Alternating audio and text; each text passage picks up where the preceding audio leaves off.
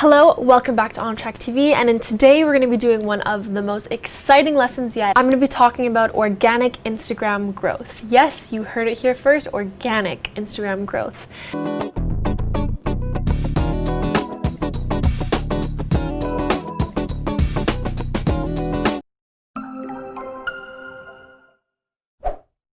There are many different softwares and bots that you can buy to buy Instagram followers and buy engagement, but you don't want to buy your Instagram followers and engagement because at the end of the day, you want real engagement from real people who are going to be potential clients and possibly buy your product.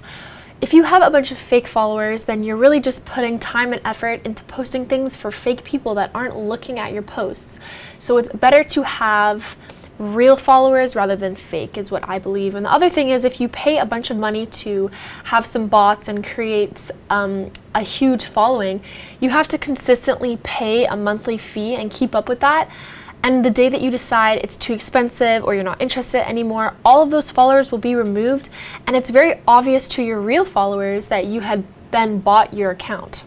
So that's why I'm creating this video, to kind of give you some tips and tricks on how to organically grow your Instagram followers, because there's a couple things that I do, 4 things to be precise, and I'm going to go into depth of those.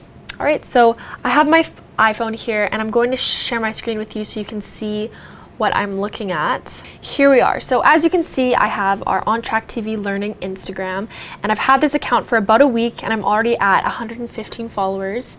And I'm going to show you some of the things that I do in order to get those 115 followers. So in about a week, that's pretty good.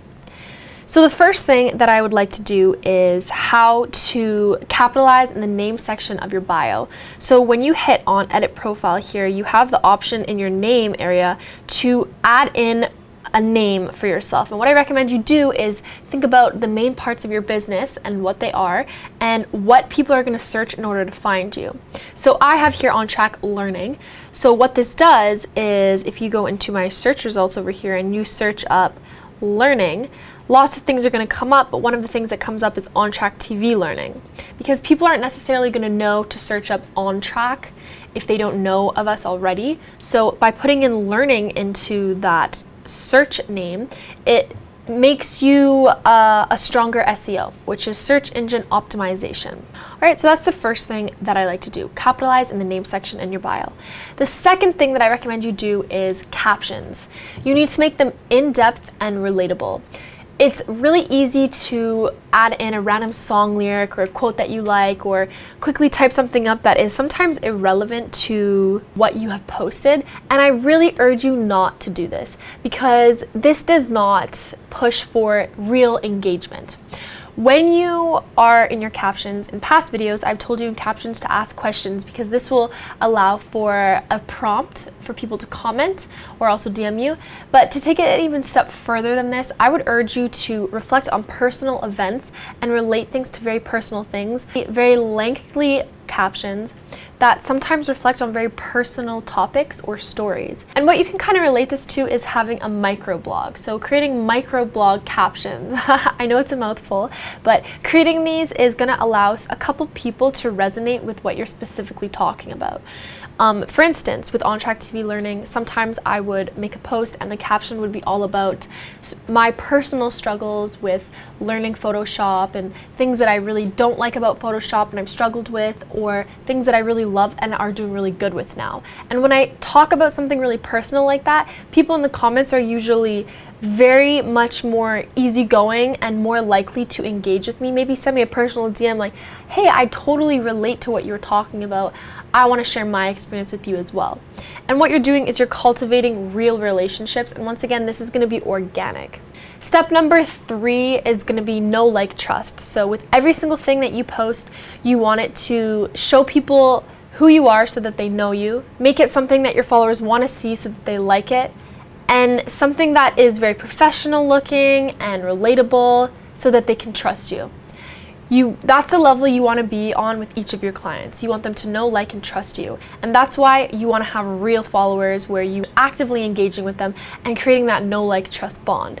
So really ask yourself as you post things, whether it's a story, a post, or a comment, are you building that like, know, trust with each thing that you do? Number 4 is going to be all about hashtags. Now I know when people hear about hashtags, they usually groan. They're like, oh, not hashtags. But hashtags are actually very important to add into each of your photos. And there's 2 things that I want you to keep in mind here. First of all, I want you to only choose 4 or a couple more around there hashtags to use. I do not want you to put in 22 hashtags, which is very, very common for people to do because it just looks like spam. And that brings me to number 2. I don't want you to use the same hashtags in every single photo. You need to use different groups of hashtags in every single photo. So maybe on your phone, create 4 different hashtag templates that you use. Switch between them for every single photo, because if you're using the same hashtag, copy and pasting it onto every single photo every single time, Instagram's going to see you as spam, and they're actually not going to show you up on the explore page and for your followers and non-followers to see. So that's going to be a negative thing for you.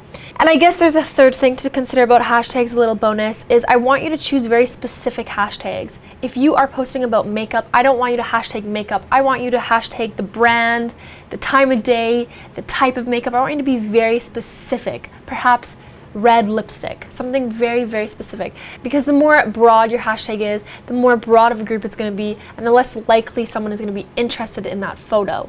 Finding people who are loyal to specific tags is key. If someone is looking for something, they're going to be specific with their search, so you want to be specific with your answer. I have one more, number 4. It's a little bonus, and that's about community engagement.